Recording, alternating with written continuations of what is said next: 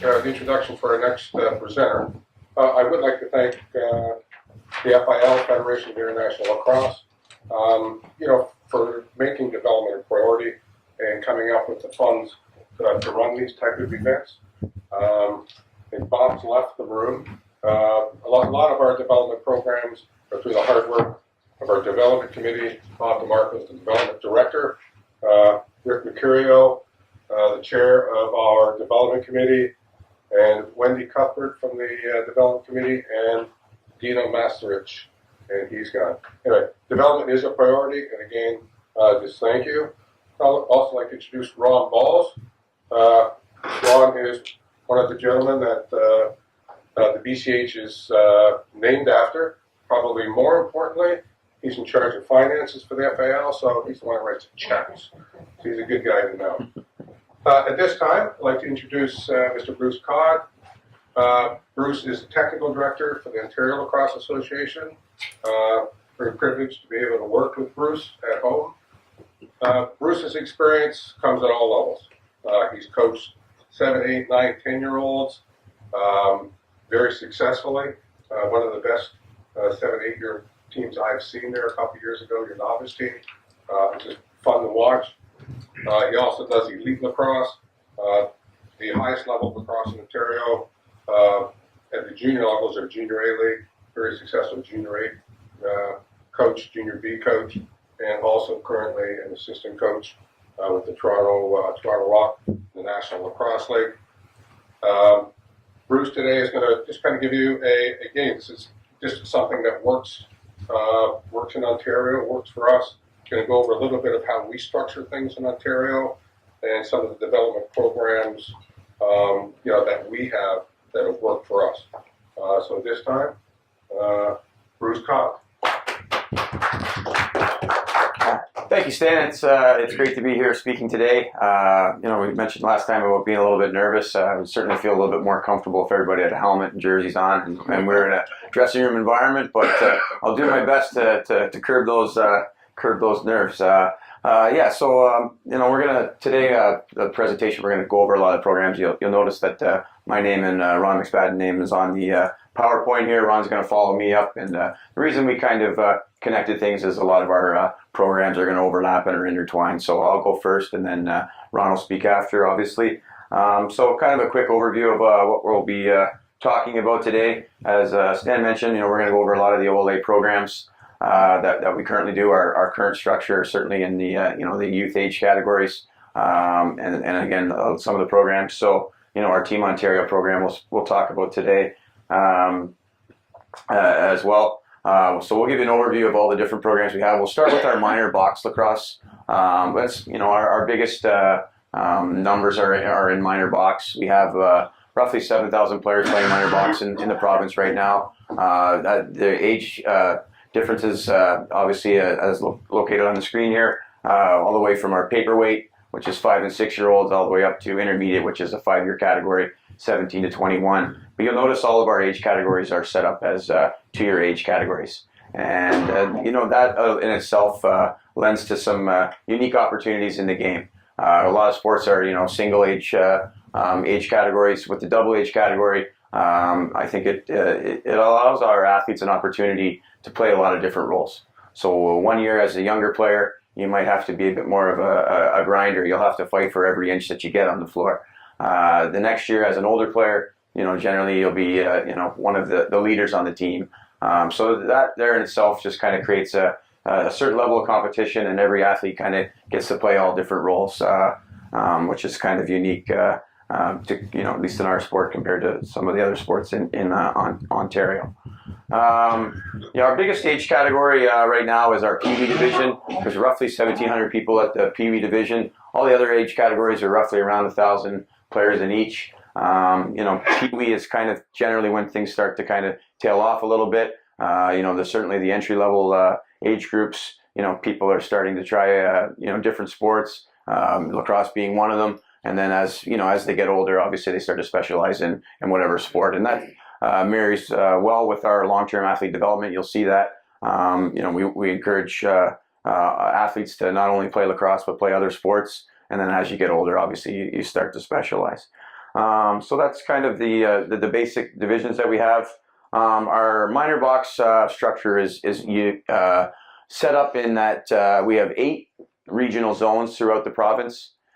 So each zone has different clubs in their zone. You compete. I wouldn't say locally, but travel is limited by the region. So for example, you're probably not going to be driving any more than probably 2 hours at the most within your zone. I would say it's probably even less than that. Most zones would be an hour's drive, with the exception of some of our zones in the north. So that obviously limits the travel. You also you get an opportunity to compete against other associations. With that, you start to form some rivalries and some competitive spirit amongst in those games. So there are 8 zones.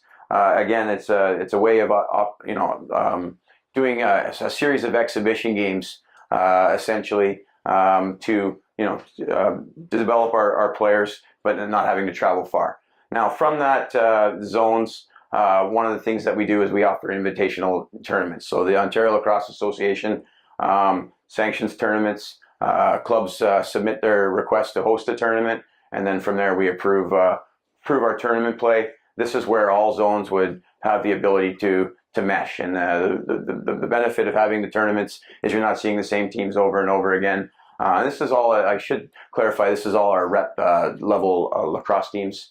Obviously, each club would have their own house league, which I'll talk a little bit more. So this would be our rep programs or our travel-based teams. So again, with the tournaments, different zones come in, different teams play. That allows us to get a kind of a way to rank our teams for our provincial championships, which is ultimately something that happens at the end of the year. So you play your zone play, which is your exhibition play. You have tournaments, and at the end of the year, we have our provincial championships. And one of the things that the tournaments, again, we have a ranking system called MILAX, which is all the scores from all the games, whether it be exhibition games, zone games, or tournament games, are sent into our office. They're uploaded into the MILAX system, and then it generates a ranking system for all the teams in the province. And the benefit of the ranking system is now we can break our teams into 16 division tournaments for our provincials. So you're ranked 1 to 16, and then so on and so forth. We have our A division, B division, C division, all the way up to, I think we get up to F sometimes now. We have, as you'll see here on the slide, we have various teams. I think we're up to 64 associations as of this year, with a couple of new clubs coming in. So a lot of times there'll be multiple teams on each club. So again, that's where our provincials get us to. Our provincials are held at the Ontario Lacrosse Festival, which is held in the Durham region, just outside of Toronto. It is the largest youth lacrosse festival in Canada, but probably the largest youth sporting event in Canada, and has really become a big deal in the sporting culture in Canada. I think we're in year 15 now, so it's been around for a while and very successful. It's become the hub of lacrosse over the last 15 years. Again, all age groups from type to intermediate would attend our provincials. So basically, from there, it's it's a tournament style. You're put in groups of 4, top 2 teams in each group move on and compete. Quarterfinal, semifinal, till we get down to our provincial championship, and that is at all levels: A, B, C, D, and E, and again sometimes F now, which is a good thing. It means we're growing in that department. Next thing in our minor box is we have our qualifier program, and this is a very unique program. Started probably almost 30 years now, the qualifier program, and this is kind of for 3 divisions: our Pee Wee, Bantam, and Midget. So our older age groups in terms of the hierarchy of the age divisions.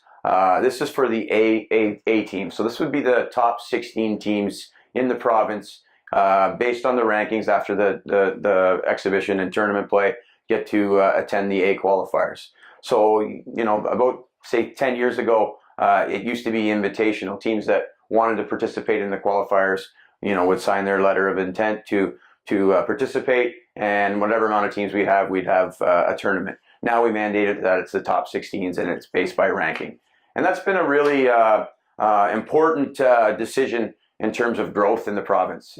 Typically, it was always the same 7 or 8 associations that were attending the qualifiers.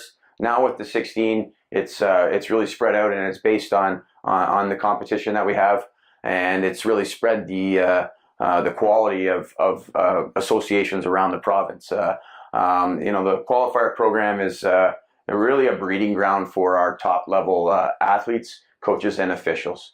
And certainly, if you look at my involvement with the National Lacrosse League, I look around at all the officials in the NLL. I would harbor a guess that 90% of them were started. They kind of cut their teeth in our qualifier program. And again, same with our coaches in the National Lacrosse League.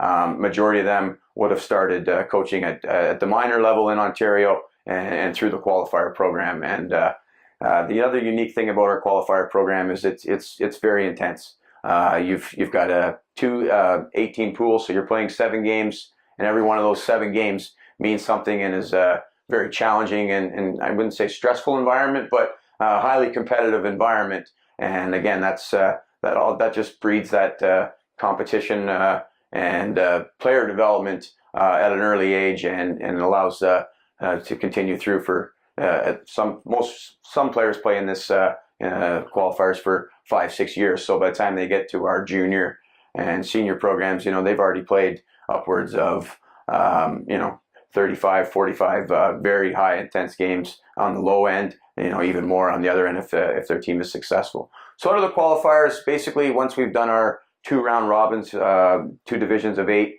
the top 6 teams from there then get to go on to our final 6 or our provincial championship, A provincials.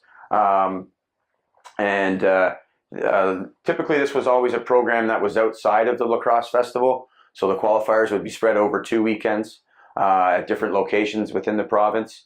So then you would have your 2 round robins, and then they would have a final 6 at a different location. For the first time moving forward, this program will come back into our lacrosse festival, which we feel is very important because one of the most powerful modeling things for young athletes is seeing people their own age do things that maybe they can't do. So this was always a standalone kind of event. It was off in different locations, so the majority of the people never got to see the top lacrosse played at their age group.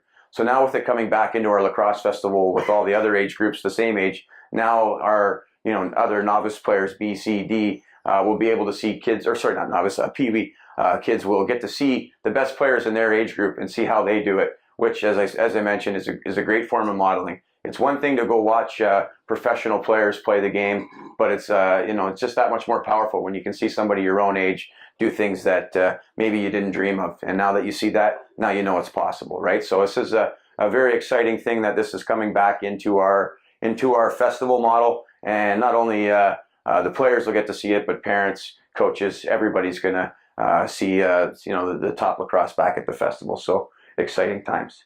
Again, once we get to that final 6, it's the top 6 teams out of the 2 weekend qualifiers play off in a round robin. So again, you're getting 5 more games right there of highly competitive lacrosse, and then ultimately the top 2 teams play for our championship, which again is extremely intense, very well attended games. So it's kind of got the big lights. Feel of it. Lots of people attending. It's got that just that excitement that comes with kind of a provincial championship final. Next thing we're going to talk about is kind of within our minor box is our house league program, and this is something that has become a real focus for us again for a variety of reasons. First and foremost, this is kind of the entry level program for athletes in box lacrosse. We really want to introduce kids to the game. We want to do it in a situation where there's not a lot of travel, right? One of the biggest barriers is if with our rep programs, some of our smaller associations don't have the luxury of having a house league program. So you're going to have to travel an hour. That's obviously for parents could be a little bit of a challenge. If the first thing you're doing is first time you're ever playing, you got to drive an hour away to play a game, right? So focusing on house league is it's close. You're 5-10 minutes to your local arena. It's easy. You come home, right after the game, and back to normal life, as opposed to traveling an hour each way, getting ready, all that, right? So by focusing on the house league program, again, it's the introductory way. It's not a great time commitment. A lot of our house league programs are probably an hour and a half to 2 hours a week. So, and quite often that's on the same day. You'll practice and then play your game right after. And again, the other great thing about the house league program is the costing. It's not nearly as costly when you're not traveling and all the other fees that come with that. The other great thing about our house league program and refocusing our house is we're developing new coaches. A lot of times in the house league programs, there's a lack of volunteers, so somebody has to step up, whether it be a parent or a relative or whatever. So it's ways to get people or get new coaches into the game as well with the house league program. And obviously, I'll talk a little bit further on in the presentation about some of the resources we're trying to give our new house league coaches. But again, this is the organizations the clubs in our organization that have the strongest programs also have the strongest house league programs, and that's not by accident. It's important again, that just increases your number base. It keeps people playing the game, and ultimately, usually your house league players, after a while, they become your rep players, right? So just in a very important piece to the puzzle. I just want to quickly talk on our junior to major program. This is kind of the pinnacle of box lacrosse in the province. We have 3 different junior leagues, junior A, B, and C. Junior C league is our kind of a Ontario league only. There's no Canadian championship, whereas our B and junior A programs, they compete for a Canadian championship. So this is kind of, I guess you would say probably the top of the pyramid in terms of, leagues in Canada. So there's the Canadian championships. Currently, we have, like I said, the three different leagues, and roughly there's about 1,500 players still playing at the junior level. And obviously our junior A and B players specifically kind of are the ones that grow on to, either participate in the NCAA or in the pro leagues or the senior league, which we also have 2 different senior leagues, major, which is 6 teams in Ontario and 6 teams in British Columbia. They compete for the Man Cup, which is the Canadian National Championship. So I guess that would be the pinnacle of lacrosse in Canada. And then we also have our Senior B Loop, which is 6 teams, and they compete for the President's Cup, which is also a Canadian championship. So these are the, I guess, the leagues that our young players strive to play in. And again, they attend the Canadian championships. So another program that we have in our minor box program is our women's box lacrosse program. Basically, our women's box lacrosse program is about 800 members right now, which is kind of maintained this, steady numbers over the years. The women's program is very important in a lot of reasons. Generally, when athletes first start out, they start out in, kind of a co-ed situation, right? But as we get to Pee-wee, we split and we offer girls-only programming for Pee-wee, Bantam, Midget, and Intermediate. And again, it's just another avenue. So there's all the divisions there. Similar structure. They have zones. There's not as many associations that have women's box programs. I would say somewhere in the range of 10 to 12, depending on the year, have women's box programs. But again, it's the same idea. They compete in exhibition games, have tournaments, and then attend the provincial championships at the Lacrosse Festival as well. The great thing about the women's box program, and we really have started to encourage it, is for the development not only of the women's box program, but also the women's field program.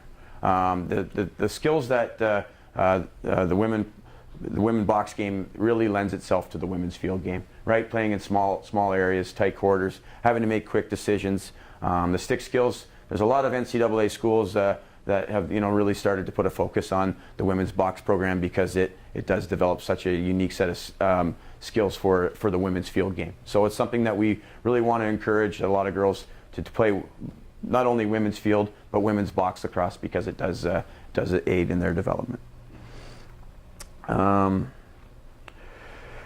The next thing we'll talk about is also our OLA field lacrosse program. So our field lacrosse program is basically split into 2 seasons. There's a spring and a fall season. Our spring season is the bigger one of the 2.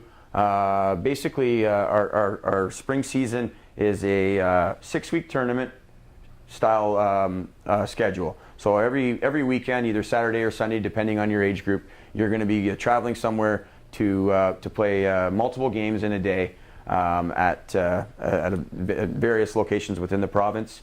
Again, it's in our spring. It's before our box season. That's one of our challenges with all our programming, with the 3 different disciplines, is matching them up, because we want everybody to do everything, but there's only so much time, especially in terms of facilities and our weather patterns at times can be a little bit challenging. And certainly probably the most important one would be field lacrosse.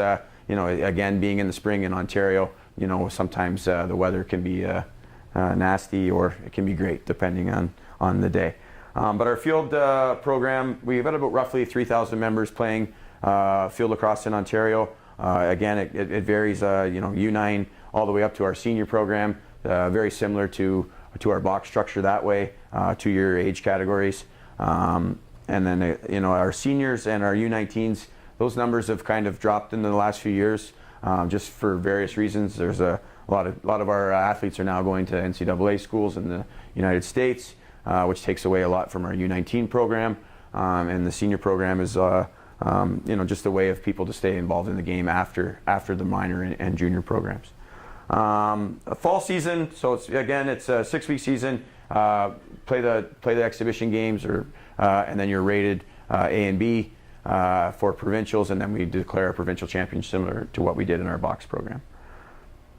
Fall season's 5 weeks. Basically, as you can see on there's really only the U13 division and U16 division for minor lacrosse players in the fall. But again, it's just another opportunity to extend the season for our field lacrosse players, because it is such a short window to play field lacrosse. Lastly is our women's field lacrosse program, and this has probably been our biggest growth in the last 10 years has been the women's field game. Currently, we have various age groups. U9 is actually going to be the first year that we'll be running that next year. So that's something that's exciting, that we keep increasing age categories. Roughly there's about 20 associations in the province that are offering women's field lacrosse programs. Again, that number fluctuates depending on the year, but there's roughly about 1,800 players in the women's field program. Again, it's just it's really taken off in terms of clubs and the amount of girls playing. One of the unique things that we're seeing, and one of the things that we're really making a point of emphasis is getting a lot of women involved in coaching. There's been a big movement on that. We want to get female coaches involved in the game, and you're certainly starting to see that coming, and it's a great step for the women's game. So that's unique. And as I mentioned, one of the challenges is the timing of things. So we want to encourage women's box lacrosse and women's field lacrosse to coexist, but it's very difficult because the women's field lacrosse plays an 11-week schedule. So a lot of times there's overlaps with the women's box. So we have to really work hard to manage schedules to make sure that they can do both, because it's important that they do both, especially if they want to do both, to making sure. So that's been one of our biggest challenges is figuring out ways that we can run tournaments that don't overlap or have games scheduled that way. Again, 11-week season, and it ends up with the provincial championship typically in August. And again, it's a rotating thing, but like I said, it's been a very, very positive program, and numbers keep increasing all the time. So that's kind of the overview of kind of our programming in terms of our club programming. Now we're going to talk about some other some things that we offer at through the OLA. The next one I'll talk about is our Team Ontario program. Team Ontario program is kind of our all-star program. So anybody who is registered in the Ontario Lacrosse Association has the ability to try out for Team Ontario program if their age group permits it. So in the box lacrosse sector, we have multiple teams. So our box teams are Pee Wee. For the first time next year, we're going to have a Pee Wee development team, Bantam girls, midget, and midget girls.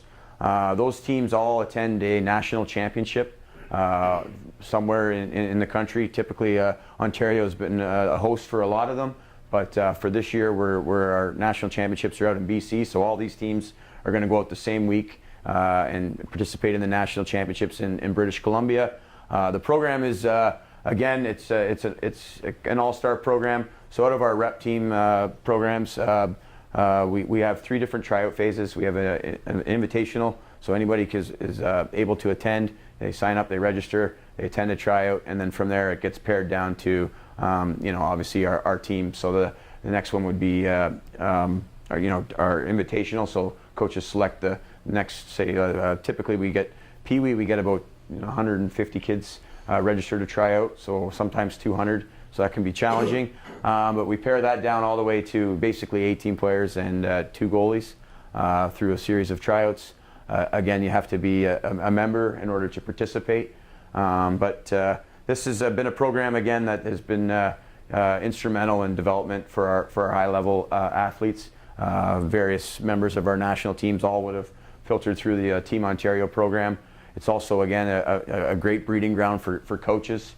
So we select our coaches based on application. So it's an opportunity for coaches to work with elite athletes, especially some of our smaller centers that don't maybe have a lot of elite athletes. This is an opportunity for them to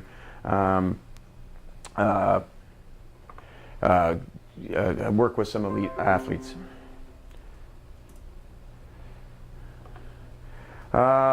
Also on the Team Ontario side of things, we have three men's field teams, U15, U18. They both will attend national championships every year. Again, new to this year, we're going to have a U15 development team. And what the development teams are is basically trying to just expand that pool of athletes into the Team Ontario program.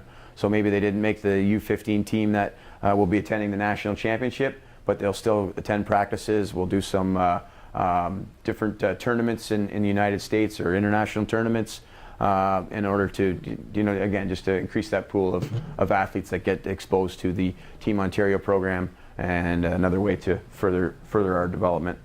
The last one is our women's field teams. This program has really it really exploded in the last few years. This past year, our women's field teams, they all attended, with the exception of U17, all attended a national championship.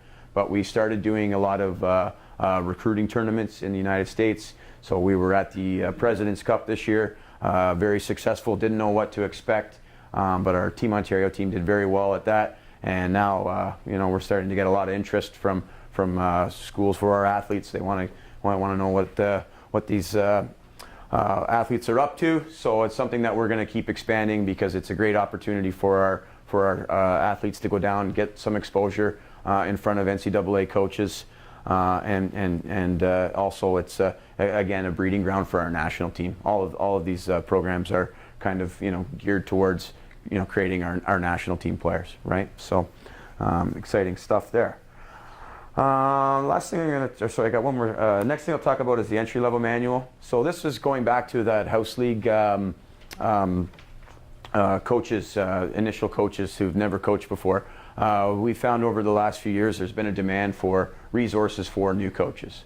So we created a manual last year, and we're still updating and constantly evolving it. But basically the idea behind the entry-level coaches manual is to just provide resources for new coaches, right? On just fundamental drills and skills, athlete development, very important part of it. If we want people to come into our game, we want to develop them not only as lacrosse players but as athletes, because we know that they're going to be involved in different sports, and hopefully it's lacrosse, but maybe it isn't. And we would hope that sports and other sports in our country would be doing the same thing. So we're going to try and work on the physical literacy side of things.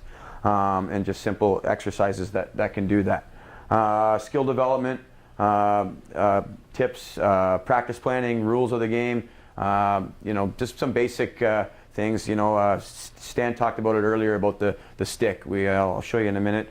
the importance of the stick and the connection that the stick plays with athletes. So we want to make sure that our house league coaches understand that importance and pass that on to their players. So yeah, we'll talk about the entry-level coaches manual that we created last year. The entry-level manual was meant to be a resource for new coaches, not only in the house league program, but also new coaches at maybe some of our rep programs.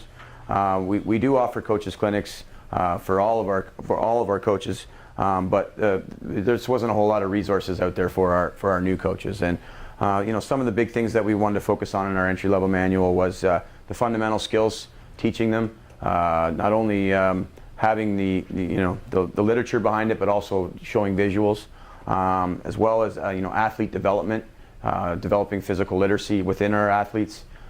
So again, we expect all sports to kind of do this in Canada. It's part of the long-term athlete development model in Canada. So it's making sure that they understand some basic principles of physical literacy, some exercises in the manual that can promote that, but also the different elements of physical literacy: running, jumping, hopping, skipping, all different exercises that they can incorporate in their practices in order to promote that.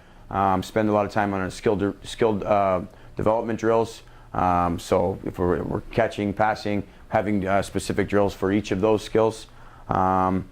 Practice planning, again, new coaches, a lot of times they don't have a lot of history in planning practices. One of the unique things that we have in our entry-level manual is we have 10 sample practices for each age group. So we have the tyke, novice, and pee-wee age groups. Each one of those has 10 sample practices. So if you've never done it, you've never coached lacrosse or played lacrosse, here's 10 weeks of practices that you can run with, and they all vary, different skills that you could insert or take out depending on maybe what you wanted to work on, or where you're at in your season. But again, just trying to take as much of the guesswork out for those new coaches that have never done it before. And that was something that was very well received amongst our coaches, as well as we have a big section, or a section, on the importance of the stick and maintaining the stick. And within that, some of the things that we'll talk about the stick, Stan mentioned it earlier about the barriers to the game. There's one of the most frustrating things for a new player to come into the game, and the first thing they do is they try and throw the ball, and it ends up in the ground, or ends up way over on the field or outside of the stadium. Quickly, all of a sudden the fun of the game has been eroded in a hurry, right? So it's important that the sticks are maintained. They've got a good pocket depth. They've got shooting strings that function the way they're supposed to. The length of the stick is not too long, especially for younger athletes. Probably one of the biggest barriers would be the length of the stick, right? So just giving the coaches the tools and resources to kind of identify what that looks like. And if they don't know what it looks like, finding out somebody that does, right? Because it is just such an important part of the game.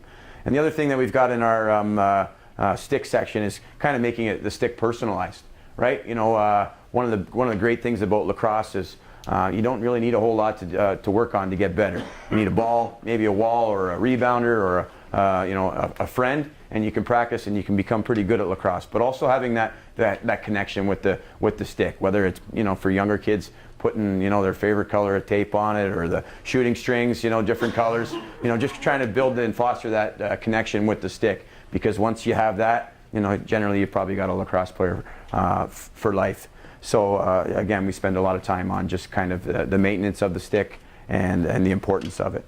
And then the last thing that we talked about in the manual is positive coaching qualities. Just making sure that our coaches are always there on time. They're organized. They've got smiles on their face. They're high-fiving, fist bumping, whatever it is, to the athletes. Because again, that coach is generally probably so important in that young athlete's life. Outside of parents and educators, coaches obviously play a big role in the development of our athletes. One of the unique things too is we were working on a series of videos for the manual. So whether it be passing drill, you could click on a hyperlink, which allows you to go right to what the drill looks like. We'll find that will be useful for our coaches because they can print this stuff off, but also to be able to visually see it through the links on our website. We'll make it a great tool at practice. Maybe you're out there and you forgot what you're supposed to do. You'll be actually able to look on your smartphone what the drill is supposed to look like and maybe get things back in action. So those are it's an exciting resource for us, something that will be constantly evolving and updating over time. But we just feel it's something that will help assist our new coaches that we haven't been providing in the past. On top of coaching as well, we have our Canadian Lacrosse Association. We have 3 streams of coaching. Our community development, so this would be above and beyond kind of our entry-level manual. We have our community development program, which is basically geared towards our younger age athletes. So it gives technical tips, but also emotional tips for our coaches on the athletes at the younger age groups. From there, you progress into our competitive introduction stream, which is getting a little bit more specific. It's more geared towards our older athletes in terms of maybe U13 and above. Every coach in the province is required to attend at least the community development, and then as you get older, we require them to take the next level, which is the introduction level. And then the final one that's just new for us is our competitive development. This is more for our elite level coaches, so our Team Ontario, Canada Summer Games, or our national team coaches would attend competitive development clinics. But again, it's mandatory that they at least attend the community development, and as over time they progress through the system in that. And I won't spend too much time on coaching because we're running out of time. Last thing I want to talk about is our OLA school program. This is a resource for our clubs. It's a grassroots program. Basically, the way that the program works is our clubs will reach out to our office, say, hey, we want to get into a school. Can you provide an instructor and some sticks, which we do provide at the OLA. So we go out, we administer the program. So we bring the sticks and the instructor the balls. We make contact with the school, set up the schedule, and then obviously deliver the programming. And the benefit of the school program is that it's a lot of times it's the first time kids have ever seen the sport, the first time they get to try lacrosse. So we go into the school environment. We bring the sticks, and a lot of them are like, "What's this thing?" And they get to expose. We get to expose the athletes or the kids to the sport for the first time. And a lot of times that's all it takes is that first connection, and then they want to find out more. And that's how we build on the school program is by making that connection, but also allowing them to try the game. And then offering opportunities where they can play the game locally. The different types of lacrosse, the opportunities of lacrosse is something that we definitely stress every time we go into a school. Opportunities, certainly there's probably never been a better time for opportunities in the game of lacrosse than there is now. And the big thing for us too is also the history of the game, and certainly in Canada, we like to celebrate the fact that it's a game created by the First Nations people. Obviously that's something that very important in the program, but it also lends itself to the history of Canada. The sport is very, very connected that way. So it's very well received when we get there. Again, a lot of people have never tried lacrosse before, and this is their first experience in it. And a lot of times we see a lot of positive results of people wanting to play the game after having been exposed to it. Okay, I think we're going to wrap it up there. Any questions? Bruce, Rick Mercurio, Development Chair. Thank you for that presentation. It was awesome. I think as far as our developing countries and member countries, they're looking at this and saying, well, how does the U.S. and how does Canada get to those gold medal rounds? And this is an indication of how. Fast forward 10, 15 years in countries that are starting to develop lacrosse, it certainly shows where they are and where they can get to. Hi, Mika Wikström from ELF Youth Coordinator. Thank you also for the coaching manual. I also tried to go through with my phone because that's one of the biggest things I get asked from developing European countries is coaching manuals and also kind of manuals how to set up a team, which we heard previously. One question that I had is that you said that you have For new coaches, these 10 sessions or assisted, Sample practice plans, yeah. yes. Is it just like a literal practice plan, or do you have a experienced coach present in those? Well, quite often in those scenarios, we don't have experienced coaches. It would be great if we did, but it's kind of geared towards coaches that have never coached before. And what we're trying to do with the 10 practice plans is kind of have like natural progressions throughout the season. It's only a 10-week program, but we start at kind of the basics, and we try and build on it each week is kind of the idea behind the 10 weeks. Okay, and is it also found in your website? It's on our website under our coaching tab, so it's actually part of the manual. It's in part of the coach's Great. manual. Yep. Thank you. I'm Catherine Lowe. I'm the Secretary General of the Pan American Lacrosse Association, and I also advise the board of Peru Lacrosse. I have a question and then a comment. And I think Rick alluded to my question. Do you think, in some of the NGBs writing their strategic plans and developing lacrosse, do you think it is a best practice that they also include a robust strategic plan that will have box lacrosse as part of their 10-year growth plan? For me personally, I think it's it's a very important part. Obviously in Canada, it's our predominant discipline, but I think it's something you're seeing even a groundswell in the United States now with box lacrosse programs popping up everywhere. I think it's something that everybody should be striving to do. At the end of the day, it's lacrosse. You're working on the same skills a lot of times. They transfer back and forth, but also I think box lacrosse stick skills. Probably I know we don't have the numbers that the USA do. The reason we're able to compete is basically because of the skills that our athletes develop on the box side of things. So. I think you want to have both for sure. On behalf of the FIL, everybody here, Bruce, thank you very much. My pleasure. Great job. Thank you. Just a little token of our appreciation. Thank you. Thanks.